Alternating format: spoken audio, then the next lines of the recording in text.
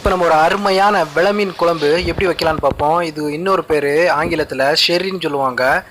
இந்த வீடியோக்குள்ளே போகிறதுக்கு முன்னாடி வீடியோக்கு கீழே உள்ள சப்ஸ்கிரைப் பண்ண கிளிக் பண்ணுங்கள், பெல் பட்டனையும் கிளிக் பண்ணிக்கோங்க.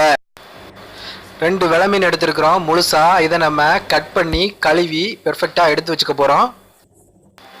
பாருங்கள், இந்த சைஸில் அழகாக கட் பண்ணி கழுவி ரெடி பண்ணி வச்சாச்சு விளமீனை. அடுத்து நம்ம ஒரு 4 மீடியம் சைஸ் தக்காளி கட் பண்ணி வச்சுருக்குறோம். அப்புறம் ஒரு 8 பல்லு பூண்டு நறுக்கி வச்சுருக்குறோம். 20 சின்ன வெங்காயம் 2ஆக கட் பண்ணி வச்சுருக்குறோம். அதோட ஒரு 5 பச்சை மிளகாய் எடுத்து நீளமாக கீறி வச்சுருக்குறோம். காட்டு நெல்லிக்காய் சைஸில் புளி எடுத்து கரைச்சி வச்சுருக்குறோம். சட்டி சூடாயிருச்சு. ஒரு 4 டீஸ்பூன் எண்ணெய் ஊற்றிக்கலாம். அப்புறம் எண்ணெய் சூடானதும் மீடியம் ஃப்ளேமில் வச்சுட்டு 1/2 டீஸ்பூன் வெந்தயம் சேர்த்துக்கலாம். அப்புறம் வெந்தயம் பொரிஞ்சு வரும்போது நம்ம வச்சுருக்கிற பச்சை மிளகாயை சேர்த்துக்கலாம்.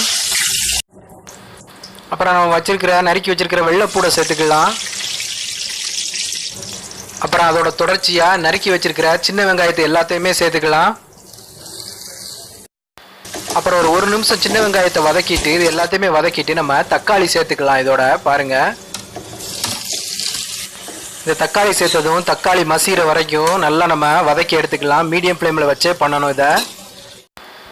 அதோட வதங்கிக்கிட்டு இருக்கும் போதே கொஞ்சமாக நம்ம கறிவேப்பிலை சேர்த்துக்கணும். பாருங்க, அடுத்து நம்ம கொஞ்சமாக மஞ்சள் தூள் சேர்த்துக்கலாம். மஞ்சள் தூள் சேர்த்து நல்லா வதக்கலாம்.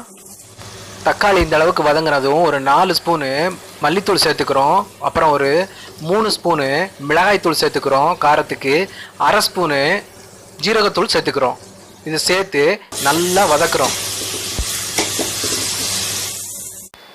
இந்த அளவுக்கு நல்லா வதங்கினதும் நம்ம இப்போ இதில் எக்ஸ்ட்ராவாக முருங்கைக்காய் சேர்க்க போகிறோம். முருங்கைக்காய் போட்டு மீன் குழம்பு செம்மையாக இருக்கும்.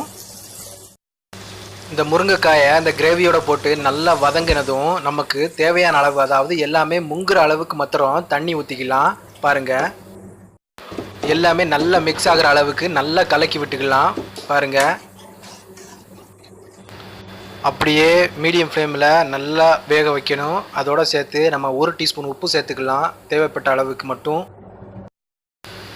ஓரளவுக்கு கொதிச்சு வரும்போது நம்ம வச்சிருக்கிற புளிக்கரைசலை எல்லாத்தையும் சேர்த்துக்கலாம். பாருங்கள், ஓரளவுக்கு வெந்து வரும்போது நம்ம புளிக்கரைசலை சேர்த்துக்கலாம்.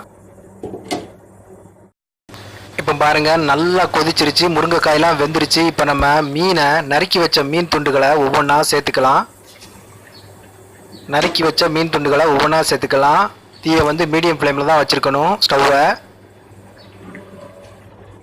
எல்லா மீன் துண்டுகளையும் சேர்த்து அதில் முங்குற அளவுக்கு பண்ணிக்கணும். அந்த குழம்புல நல்லா முங்கி இருக்கிற அளவுக்கு பண்ணிக்கணும். இது ரொம்ப வேக விட வேணாம். அதிகபட்சம் ஒரு 2 நிமிஷம், 2லேருந்து 3 நிமிஷம் வேக விட்டால் போதும். மீன் எல்லாம் போட்டு 2 நிமிஷம் கழித்து நல்லா வெந்ததும் நம்ம அகப்பையால் கிளறி விடக்கூடாது. இந்த மாதிரி தான் நம்ம ஷேக் பண்ணணும் அந்த சட்டியை, இல்லைனா உடஞ்சிரும் மீன்.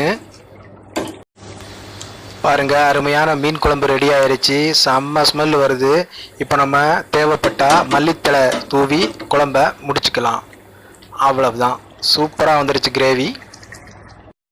இந்த வீடியோ உங்களுக்கு பிடிச்சிருந்துச்சுன்னா லைக் பண்ணுங்கள், கமெண்ட் பண்ணுங்கள், ஷேர் பண்ணுங்கள், மறக்காமல் சப்ஸ்கிரைப் பண்ணுங்கள். என்னோட இந்த வீடியோவை பொறுமையோட வாட்ச் பண்ணதுக்கு மிக்க நன்றி. மீண்டும் SMS ஃபுட் மாஸ்டரின் அடுத்து ஒரு சுவாரஸ்யமான வீடியோவில் நான் உங்களை சந்திக்கிறேன். நன்றி.